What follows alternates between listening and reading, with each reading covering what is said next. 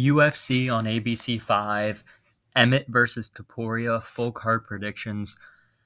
This is my second time making this video. Got about 45 minutes on the last one. This is going to be a little bit quicker. Found out it didn't record. So I'm back again. I'm probably not going to take as much time on this one as the last one. Um, Sucks that it didn't record last time, but regardless, hopefully it does record this time and everything goes smoothly. We'll start at the bottom of the card and work our way up, as always. Just get right into it. Cody Brundage and Cedricus Dumas. I'm going with Cody Brundage, right? I'll just say that right off the bat. I think Cody Brundage is a better wrestler. Cedricus Dumas embarrassed me by picking him in his last fight against Josh Fremd. I knew Dumas had a bit of a problem on the regional scene with getting taken down, but I thought to myself, he should be a better striker. And watching him get a guillotine on his Contender Series fight, watching him rock his opponent, basically get a body lock takedown right in the mount, and then hop on a high elbow guillotine, made me think he'd be able to do at least something to Josh Fremd. Josh Fremd went out there and basically did whatever he wanted as far as the grappling went. The grappling wasn't really that competitive. It was completely Josh Fremd owning Dumas. Now, the question a lot of people have for Brundage is, it is a short notice fight for Brundage. He is training out of Factory X, though, which is the same gym that Josh Fremd trains out of. So I guarantee you Josh Fremd and Cody Brundage are, talking about strategies for this fight. The coaches are already familiar with Dumas. The Factor X guys, they know what to expect of Dumas. They know he's dangerous on the feet. I just think if Brundage minds his P's and Q's, doesn't get caught in any guillotines or any chokes like that when he shoots takedowns, I think if he stays smart, maybe throws overhands into a double leg takedown, I feel like that's a very realistic path for him to just find his way on top and win the fight. Either I could see him ground and pounding Dumas out because, like I said, Dumas, his grappling is basically it's not non-existent. Like, he does have, I think, 2 submissions on his record. Like, he can, grapple a little bit, but he's not grappling well against high level competition. So, not that Brundage is an amazing grappler, but he is a D2 wrestler. At the very least, you have to give him a little bit of respect as far as, he's a stronger guy than Dumas. Even on the feet, he has more power than Dumas. And when I see this fight, I'm just thinking, the one concern I have with Brundage is he does tend to gas out as the fight goes on. I could see Dumas winning if this fight does get into the second and third round. I could see Dumas finding a way to finish Brundage. However, more often than not, I would expect Brundage to go out there, get the takedown, control Dumas, possibly look to submit or just ground and pound him out. And he should be able to, just based on the fact that he has the much better grappling. He's training out of a much better gym. He's a better athlete, in my opinion. Dumas will have the better overall striking, but if he can't defend a takedown, it's not going to matter. So my pick is Cody Brundage. He should win this fight. If he doesn't win this fight, he's probably going to get released from the UFC. They're not really doing, like I said, it's not a high level fight, so I wouldn't recommend going, if you're going to bet on it or anything, I wouldn't recommend going heavy on it. Because, like I said, there is a slight chance that Dumas survives the early rounds and starts to take over and win the fight. But I have to think that Brundage, the guy who's fought Adolfo Vieira, Mikhail Oleksiejczuk, beat Tresean Gore, beat Dalcho Gamboa, even though he was losing most of that fight, lost to Nick Maximov. Maximov's a grappler, though. I got to think Brundage is good enough to beat a guy like Dumas, who maybe isn't UFC ready at this point. Next up is Jamal Emmers taking on Jack Jenkins. I'm going to go with Jack Jenkins here, actually. I like Jamal Emmers. I think I actually picked against him in his last fight, and that was one of my worst picks ever, actually, because Askabov is just a complete fraud. But maybe he's not a complete fraud. Maybe Jamal Emmers just, is on that next level. But when I look at Jack Jenkins, I think Jack Jenkins is very dangerous. He's a dangerous fight for Emmers.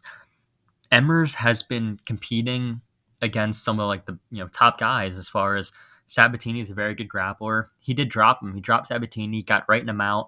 If he would have just started raining down ground and pound, started throwing, elbows, started, just try to posture up and just rain down ground and pound. He probably could have gotten Sabatini out of there, but instead he tries to resort to the grappling. They get into a little bit of a scramble, and what does Emmers do? He tries to go for a toe hold while Sabatini's going for a heel hook, and Sabatini blows his knee blows his knee out. He takes a year, like almost a year and a half off or something, comes back, beats Askabov. But this is a huge step up from Hussein Askabov. This is Jack Jenkins we're talking about, a dude that will throw, he'll throw hard leg kicks at you. He'll throw, and it's not just leg kicks. I know that's been a common thing that people have mentioned throughout the week in videos that I've watched and things like that. People mention, oh, Jack Jenkins, the leg kicks, he is brutal, and he does. He does have brutal leg kicks. However, it's not just the leg kicks that is the concern for Emmers. Jack Jenkins also has good head kicks, good body kicks, and even pretty good boxing and good wrestling. He's a very well-rounded fighter. It's not just the low kicks. It's not just he can do a lot. He can do um I think he can do what he needs to do to win this fight against Jamal Emmers.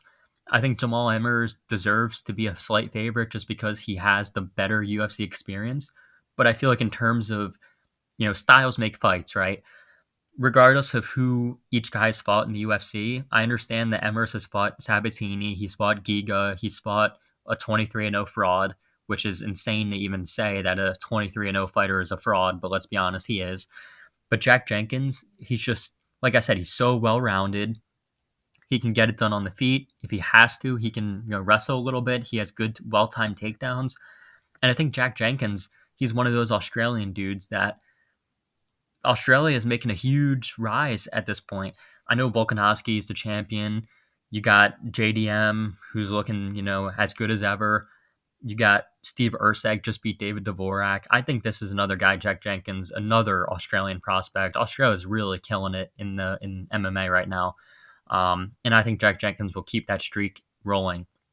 I think we'll keep the train rolling for Australia. I think he really is good. His striking, I think, will be on the level of Emmers, and I think the wrestling will cancel out. So I believe this will be a striking battle, and I just think Jenkins a little bit younger for the division. Emmers coming off an injury. He did win his last fight, looked really good in that fight against Askabov. But again, Askabov was coming off a 2-year layoff, never fought anyone good despite being 23-0. And I just feel like Jenkins is going to be slamming low kicks, right to the legs of Emmers. He'll mix up some high kicks if Emmers, mix up the body kicks, the high kicks, mix in a little bit of boxing. I think he could, even do some work in the clinch. Like, I think this Jack Jenkins dude is legit. I know he went the distance with Don Chanis. He couldn't finish him, but like he did what he had to do to win the fight.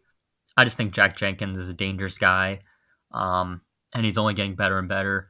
Jamal Emmers, very good fighter, but in a 50-50 type of fight where I could see either guy winning, I'm going to go with the underdog that has the momentum on his side. Not that Emmers doesn't have momentum, but Jenkins is just on a roll. He's winning fights. He's looking really good. He's, can do a lot of damage to guys as well. I could just see Jenkins chewing up the leg of Emmers. Like I said, maybe you can find a head kick knockout. Emmers has been knocked out by a head kick before. He got knocked out by Julian Rosa via head kick. So there is a possibility with the power that Jenkins has that Jenkins could fire up a head kick and really hurt Emmers, put him away. So I'm going to go with Jack Jenkins as an underdog in this one.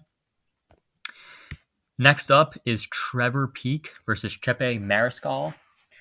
I'm going to go with Trevor Peek here. Now, when I say I'm going to go with Trevor Peek, when I first saw this fight, when I first saw that Peek was fighting a short-nosed replacement, I was like, oh, Trevor Peek, 13-6, Mariscal, Trevor Peek's going to kill this guy. And then I looked more into it, and I'm still going to go with Trevor Peek, but I'm not as confident as I was in the beginning. I'll say that. At first, I was all on Trevor Peek. Like, Trevor Peek's going to win this fight easily. But the more I think about it, it's like, this could be a challenge. I think he passes the test. I think Peek does what he has to do to win. But I don't think it's going to be pretty. I don't think it's going to... It's never pretty with Trevor Peek, let's be real. But Trevor Peek, I think he'll eventually, even if he doesn't win in the first round, I think he'll eventually find a way to get a knockout against Mariscal. Mariscal has fought a lot of good competition, but he hasn't beaten the best of competition. I mean, he did beat Sabatini via split decision, and he does have a lot of good opponents that he's fought. He fought, Sean Soriano, Steve Garcia, Joe Anderson Brito, Yusuf Salal, Pat Sabatini, obviously, Carl Deaton, Bryce Mitchell, Gregor Gillespie. Like, the dude has fought a ton of UFC talent at 145, though. And now you're fighting up a weight class on short notice against a killer, an absolute killer in Trevor Peek. Let me just say that. He is a guy that he really is killer be killed. He's a guy that you're gonna have to kill this man to get him out of there. You're really gonna have to put a beating on him. And even if you do put a beating on him, he's not gonna quit. If he gets taken down, he's not gonna just give up, give his back, and tap out immediately. He'll work his way up and he'll start firing standing hammer fists and big wide hooks, and he'll throw with vicious intention every single punch, every single kick, every single elbow. Like, everything he throws is 100% power. I just see Trevor Peek just going, berserk, just going crazy, and doing the same thing as last fight. You know, finding a way to win. I think he'll get taken down probably. I think he might even lose the first round. But I just, as the fight goes on, he's just one of those guys where if you can't put him away, he's going to keep coming at you, and he'll find a way to get it done. So, give me Trevor Peek. I guarantee you we'll see some weird standing hammer fists and some crazy stuff from him.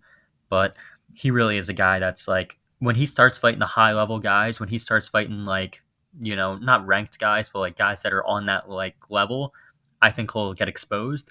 But in this fight, I think Peak will be, I think he'll be able to get it done. Also, sorry if you guys hear some rain outside or anything. But next up is Zhalgas Zhumagulov versus Joshua Van. Zhalgas Pimblet. I'm going to go with him to get it done.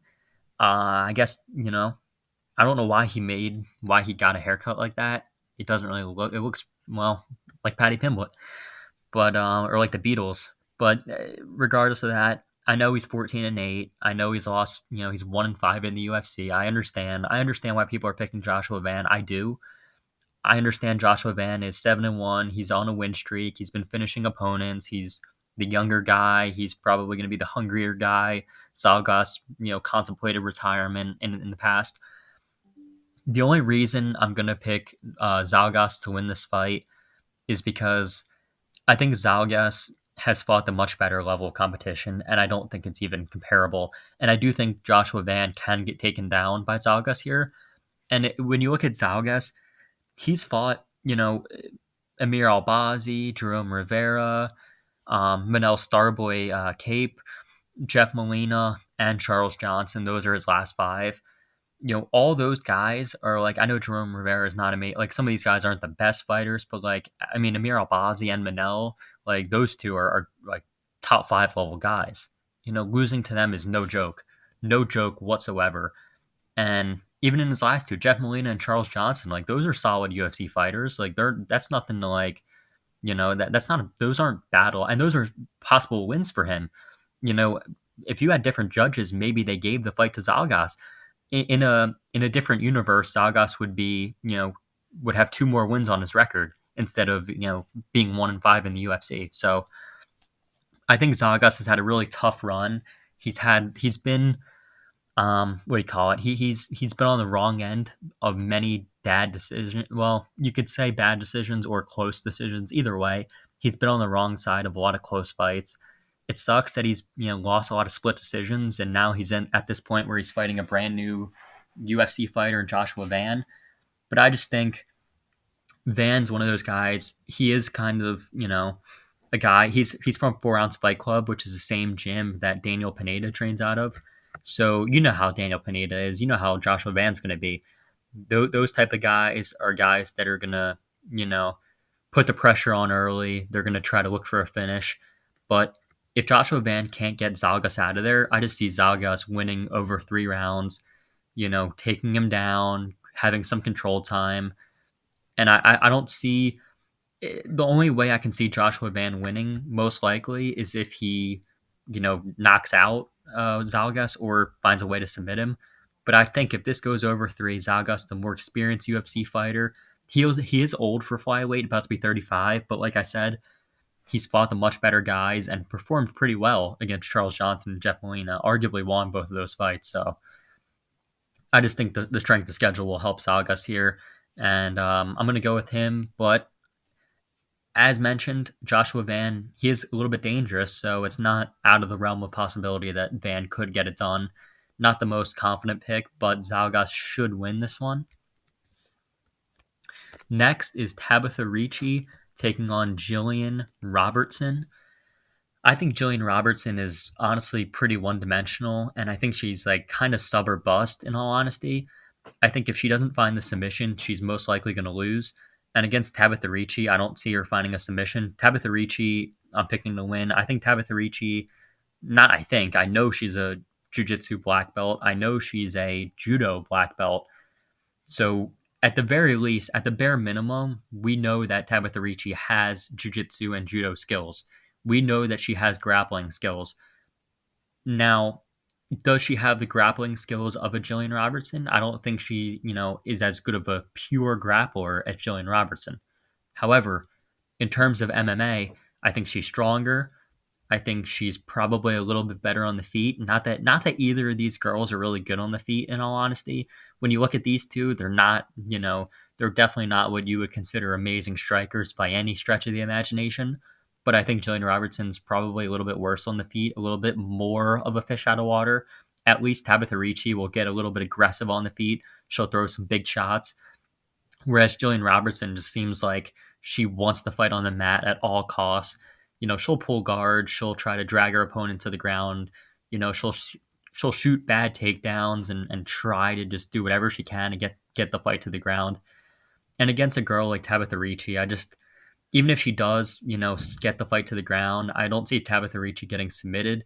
And I just see Tabitha Ricci doing maybe something similar to the Polyana Viana fight, which was 2 fights ago, or even the Jessica Penne fight, where it's not the most entertaining fight. It's not the most, action packed fight, but she just finds a way to stay smart, stay composed, and finds a way to win.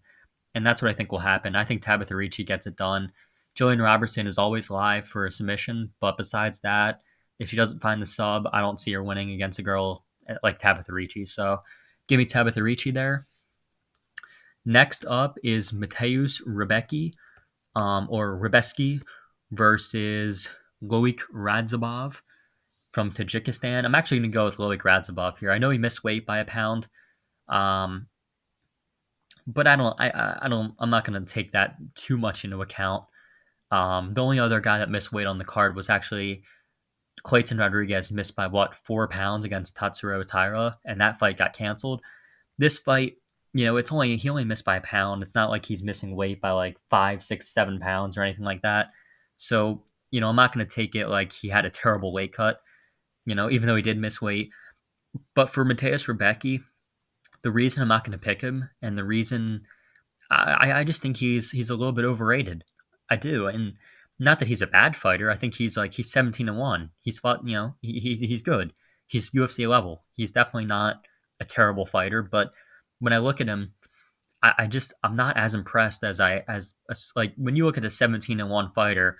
A lot of times you're like, this guy dominates and he looks amazing. I just don't see it with Rebecki. I mean, he beat Nick Fiore and he beat him up pretty badly, but so did Chase Hooper. Chase Hooper beat up Nick Fiore worse than you did, Mateusz Rebecki, and Chase Hooper actually outstruck him worse than Rebecki did. Hooper put a worse beating on Nick Fiore than Mateusz Rebecki. That's one of the things I have to say about that. And the other thing is that Mateusz Rebecki seems to fade a little bit as the fight goes on. His boxing or his striking in general is not. He honestly, in a weird way, some of you may understand what I'm saying. Some of you may not. Just try to bear with me here. He reminds me on the feet a little bit of like a worse version of Azamat Mirzakhanov. He has like a little bit of power and stuff, and he's a southpaw that throws bombs, but he's like a worse version of Mirzakhanov on the feet. He's not as, sharp with his punches. He is not as technical. He doesn't hit. Oh, obviously he doesn't hit as hard because Mirzakhanov's a light heavyweight. But like he just that's kind of like what he reminds me of, but like a much worse version of him. And I feel like Loic Radzhabov is much more technical. I feel like the wrestling, he'll be able to defend the wrestling. He's training out of Killcliff. Kill Cliff being one of the better gyms in the sport. Obviously, I praise gyms like Kill Cliff. I praise gyms like Fight Ready. I praise gyms like ATT. When you fight out of a gym like that, you're going up, you're training with some of the best competition day in and day out. And I think Radzhabov's going to get the wrestling looks he needs. I feel like he's going to get the striking looks he needs. He has plenty of options as far as training partners, sparring partners. I think he's training out of a much better gym than Rebecca is. I think he's a much more technical fighter than Rebecca. I think he's fought the better competition than Rebecca. Um, and I don't see Rebecca mauling a guy like Radzhabov. I don't.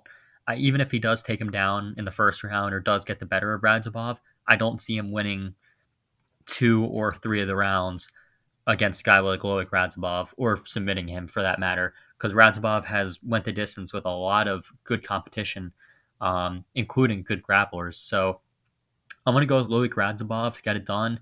I think Rebecca might, not look good as the fight goes on. I think he might start to gas out a little bit, start to look a little bit more human, and not like a 17-1 prospect. I do think Radzhabov is getting a little bit underrated in this fight. I do think he's good enough to win, and I think he will win. I could, like I said, I could see Rebecca winning the first round. I could see Radzhabov winning the next 2, but I will go with Radzhabov to get it done. Next up is Randy Rude Boy Brown versus Wellington Turman. This isn't too difficult for me to pick. Randy Brown should win this fight. Now, Wellington Turman is, just watching him, he's cutting down from middleweight to welterweight, which is the first red flag. Whenever someone drops weight, and it's not even just he's dropping a weight class, he's not dropping like from like lightweight to featherweight or something or whatever. He's dropping 15 pounds from middleweight to welterweight, and you're dropping 15 pounds and you're fighting a guy like Randy Brown, who's been fighting against good competition pretty much his whole career, or at least, you look through the competition that Randy Brown's fought, he's a rangy striker, and he's a rangy striker that's fought guys like Jack Della Maddalena. I know he lost to him, but let's be honest, Jack Della Maddalena would beat most guys, and he would maul, not even maul, he would just knock out Wellington Turman in the first round easily. Francisco Trinaldo, Chaos Williams, Jared Gooden. I mean, some of these aren't the greatest names, but he fought Vicente Luque, he fought Werley Alves, Brian Barberena, Nico Price. You see Bilal Muhammad in there. Like, the guy's fought good competition. He's fought good competition, and Turman's fought some decent competition as well. But getting knocked out by Andrew Sanchez is not a good look whatsoever. He got starched by Bruno Silva. Bruno Silva landed some ground and pound that put Wellington Turman out cold. He won a split decision against Sam Alvey. It's not a good look whatsoever. Really bad look, actually. Only winning a split against Sam Alvey, who's on like a 10-fight losing streak.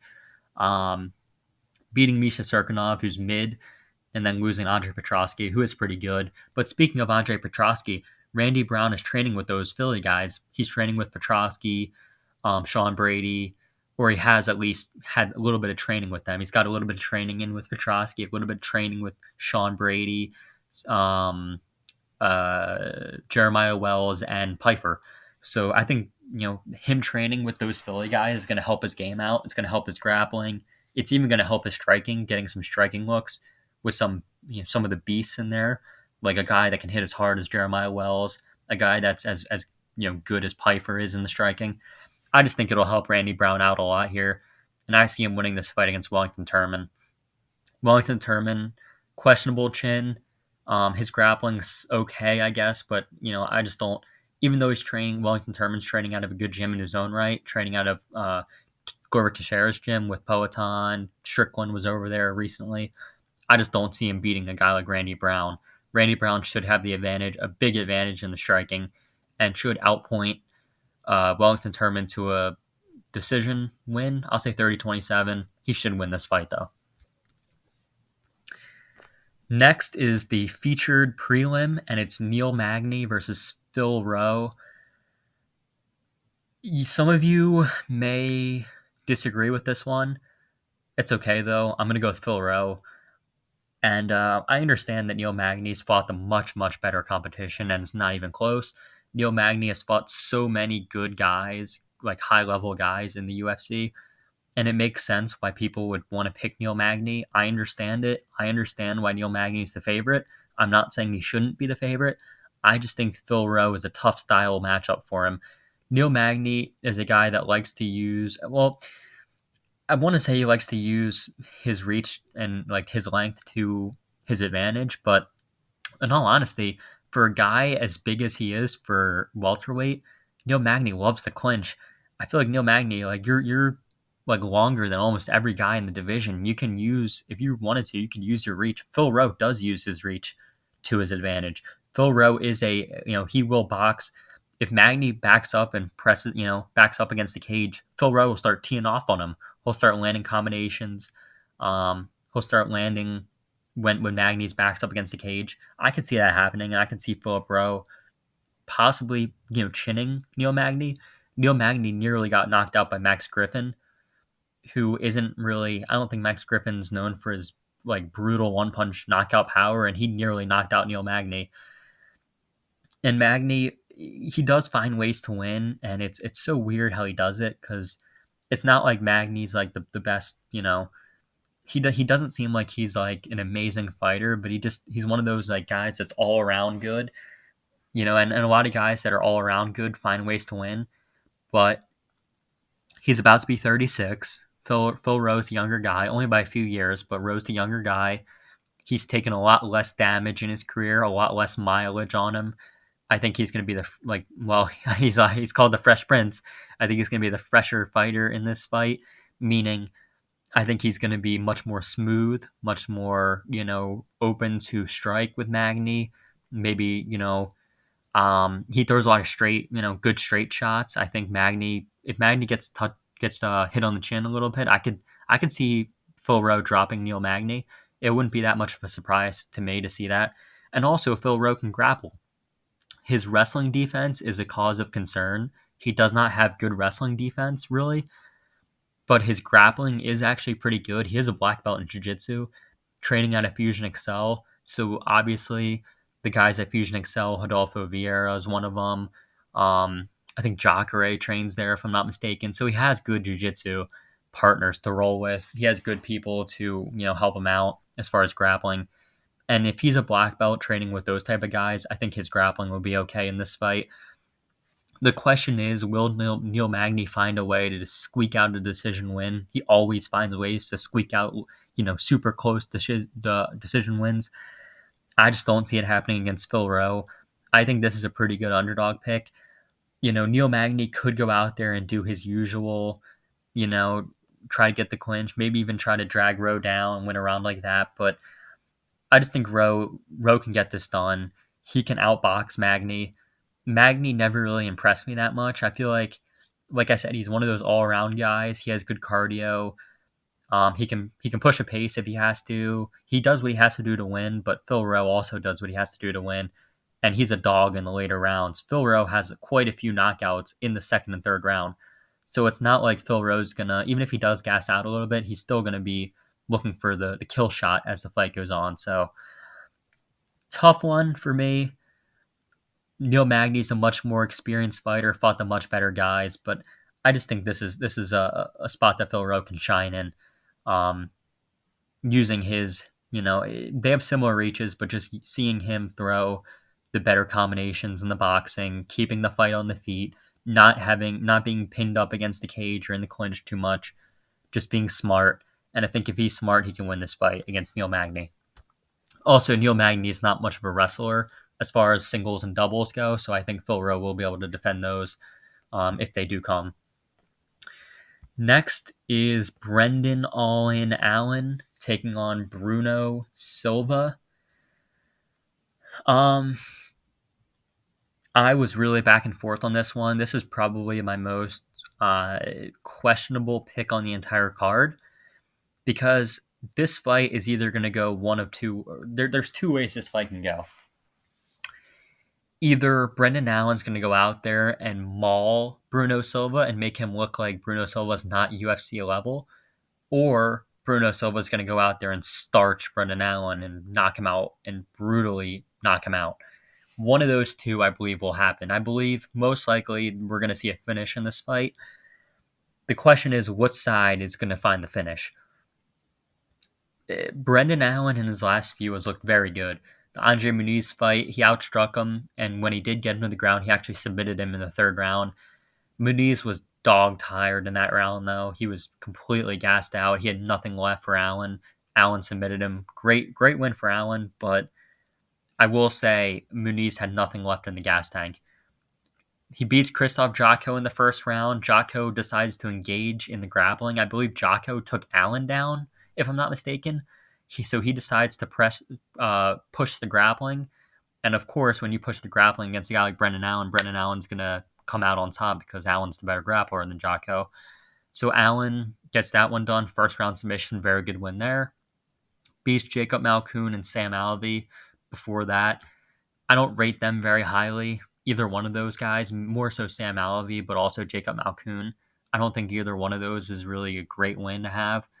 So you look at the wins of Brendan Allen, some of them are, pretty good wins, but some of them have not really aged that well. I mean, Sam Alvey, he's lost 10 in a row, as I said before. Jacob Malkoun, not as good as everyone thinks he was. Krzysztof Jotko just lost in the PFL a few months ago to Will Fleury, who was like 12-4. And then Andre Muniz, who's a pure grappler, who we did submit, so that is, impressive, but most of the fight he was just outstriking him. Before that, he lost to Chris Curtis. He also got knocked out by Sean Strickland. Getting knocked out finished by Sean Strickland is a big cause of concern. Because if you're getting finished by Sean Strickland and Chris Curtis, not so much, but Sean Strickland, especially if you're getting finished by him, you're fighting Bruno Silva. This is a guy that it doesn't matter if it's the first round, second round, or third round. He will come at you and throw bombs. And if he touches you, good luck surviving. He has 20 knockouts on his record, 23-8. 20 of those wins come by way of knockout. You know what? I'm going to go with Bruno Silva here. I think this guy, if he gets submitted by Brendan Allen in the early on, it's going to look, I'm going to look stupid for picking him, but I feel like he shouldn't be a big underdog in a fight where Brendan Allen has gotten chinned by people that hit not as hard as Bruno Silva. Bruno Silva hits way harder than Sean Strickland, way harder. I would argue that Bruno Silva hits harder than Chris Curtis. Bruno Silva can really crack people, and if he cracks you, good luck surviving. I think Brendan Allen is going to be pushing a wrestling pace early. I think if he doesn't get the wrestling going and the grappling going, if Brendan Allen decides, I want to strike with this guy, you're not going to be able to outstrike Bruno Silva. You're going to get knocked out. So if you're on the side of Brendan Allen, you have to imagine that he's going to just wrestle and grapple immediately and just out grapple Bruno Silva easily. But I just think every round starts on the feet. Bruno Silva doesn't give up if he, gets taken down. He's not just going to, let Brendan Allen submit him or stuff like, some guys that get taken down, they start to lose hope and give up. He's not going to give up. He's not going to lose hope. He'll come out there in the third round just as hard as he was in the first round. And he carries his power throughout the entire fight. You know what? I'll go with Bruno Silva. I'll go with Bruno Silva finding the chin of Brendan Allen, catching him, and putting him away. Next up is David Onama taking on Gabriel Santos. In this one, I'm going to be going with Gabriel Santos to beat David Onama. I think Gabriel Santos looked very good in his last fight against Leroy Murphy. Leroy Murphy is an excellent fighter, great striker. Leroy Murphy's had very good striking fights with good competition, good UFC level guys. For Santos to come in at 26 years old and nearly win, a lot of people thought he won, but quite a few people thought Santos beat Leroy Murphy, and it was a very close fight. I wouldn't have been upset if they would have given it to Santos. He could have gotten the win. And now he's fighting David Onama, which is honestly a step down in competition from Leroy Murphy. Onama is good in the first round. He has power. I think he's going to be a first round or bust in this fight, though. I don't see Onama, looking good as the fight goes on. Even if Onama wins the first round, I see Gabriel Santos winning the next two if that's what he has to do. And David Onama, should have gotten finished by Nate the Train, who is pretty good. Nate the Train, good cardio, tough dude. But if you're, if you are nearly getting finished by Nate Landwehr, imagine what Gabriel Santos is going to do, who's a better striker, who's dangerous all 3 rounds. I just see Gabriel Santos surviving early, winning late, could be undefeated. They're in a different world. He would be 11-0. There's a very he could be 11-0 just based off of uh, the judges. It was a split decision, right? Split decision. It could have went either way. A lot of people thought Santos won. He could be 11-0, as I keep saying. And David Onama, look at his competition that he beat since he's gotten in the UFC. Mason Jones lost. Gabriel Benitez, not really that good. Garrett Armfield, not really that good either. And then Nate the Train, lost. So give me Gabriel Santos to get it done. And that shouldn't have been a majority decision. That was a clear Nate the Train win. Featured fight of the night is Justin Tafa versus Austin Lane. Setup fight, in my opinion. Austin Lane's a football player, 35 years old. He's been knocked out. I'm not. Let me just bring up this record real quick, just to show you guys who he's been knocked out by. His 3 losses, all of them are by knockout, just to put it into perspective. And his wins are against nobodies. Look at his wins. Absolute cans on the regional scene. Vernon Lewis loss. Vernon Lewis is now 8-5. Lost to Frank Tate, who's 6-7, and he lost to Greg Hardy, all by first round knockout. He lost in under a minute to Greg Hardy. He lost in 2.5 minutes to Frank Tate, and he lost in 4 minutes to Vernon Lewis. Those are the type of guys he's getting chinned by. And now you're going to tell me he's going to beat Justin Tafa, a guy who's an actual kickboxer, a guy who's a real MMA fighter, not like Greg Hardy, not a former football player. You're going to tell me Austin Lane's going to come in and beat up Justin Tafa? I don't think so. Justin Tafa, setup fight for him. Justin Tafa, first round knockout. Not much to say about it. If you're getting chinned by bums, you're going to get chinned by Justin Tafa. I have nothing else to say about that. Justin Tafa should absolutely win that fight. Co-main event, this is a little bit more interesting. Amanda Hebos versus the robbery machine, Macy Barber. Please, judges, don't rob Hebos of this fight if she wins. If she wins the fight and you give it to Macy Barber by way of robbery, I was so pissed off last fight because I believe Macy Barber robbed Andrea Lee. I thought Andrea Lee was a 2 to. I picked Andrea Lee. I picked Andrea Lee to beat Macy Barber, and I thought that was a win for me. She was a 2-1 underdog. I was like, she won that fight. And what do? They gave it to Macy Barber. They gave her the Miranda Maverick fight as well. She should be 10-4. She should not be 12-2. She should be 10-4. She's overrated. She's not that good. Amanda Hebos actually is pretty good. You look at Amanda Hebos' record, 11-3, beat Paige Van Zandt, and that's Paige Van Zandt. Lost to Marina Rodriguez, got knocked out, but that was at 115. She's now moving up in weight, which I do like when people move up in weight. When you move up in weight, your chin gets better. When you move down in weight, your chin gets worse. So her chin is getting, her chin's better. She moved up in weight. She's not cutting all that excess weight. She beat Virna Jandiroba. That's a very good win. If you really look back on that, Virna Jandiroba is she's looking pretty good lately. So good win there. Loses a split decision to Caitlin Chukagian in a fight that a lot of people thought she could have gotten the nod. A lot of people thought she could have won that fight. It was a very competitive fight. She got Caitlin down for multiple minutes of that fight. I can see her doing the same thing with Macy Barber, and then obviously beating Viviane Araujo in her last one. Like I said, I just don't think Macy Barber is really on that level.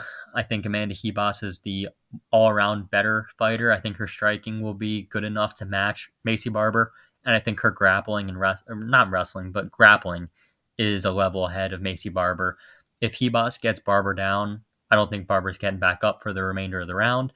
If Barber got taken down and controlled by Andrea Lee, and taken down, not just taken down, controlled on the mat by Andrea Lee, I can think Amanda Hebos will do the exact same thing. So give me Amanda Hebos to win. Judges, don't screw this up. Don't rob. Don't give another robbery decision to Macy Barber. They probably will. You know how the judges are, but going with Amanda Hebos. And in the main event of the evening, we have Josh Emmett versus Ilia Topuria.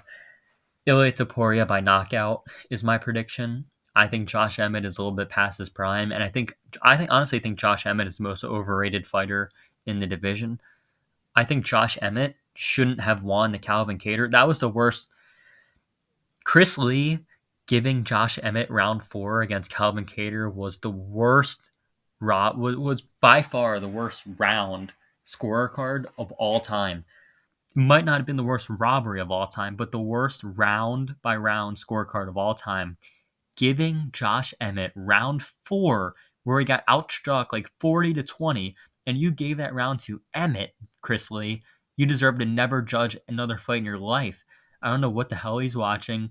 I don't know what are these judges getting paid off by a Faber? Is Uriah Faber going in there and giving these judges money to give the win to Emmett? Like, what's happening? Is Dana White telling the judges to give the win to Emmett? I don't understand. Calvin Kattar won that fight. Giving round 4 to Emmett is corruption. I'll always say that's corruption. There's no way around it. That is corruption. And Emmett did pay for it in his last fight. He lost to Yair Rodriguez pretty clearly. Arguably lost to Dan Ige. Arguably, he should have lost his last 3. Beat Shane Burgos and Mirsad Bektic, but he's 38 years old. Ilia Topuria has honestly, I think better wrestling, much better jiu-jitsu, better striking. I think the power, Emmett does have power, and Ilia is hittable. He does get rocked in a lot of his fights, and he does get clipped on the chin. But if Emmett doesn't knock out Topuria early, I think Topuria knocks out Emmett later in the fight. I'd say like maybe mid to late fight, maybe third round. Sometime in the third round is my official prediction, but I could see it happening in any round. It could be early, could be late. Most likely, though, somewhere in the middle of the fight, Ilia will catch Josh Emmett and put him away. I just see Ilia being just a cleaner overall fighter. Emmett he throws a lot of overhands, he throws power, but he's just not. He doesn't have the technical ability of Topuria. He's not as good of a grappler. I think Topuria is just the better fighter, the younger fighter in his prime. This is a fight that Topuria should win, and I think Topuria is going to be a champion one day. When that time comes, when he gets the fight, I think he'll be a champion. So give me Ilia Topuria by knockout in this one. And that wraps up UFC on ABC 5. Good card. A lot of interesting fights. So thank you guys for watching. Hope you enjoyed it. And I'll see you in the next one.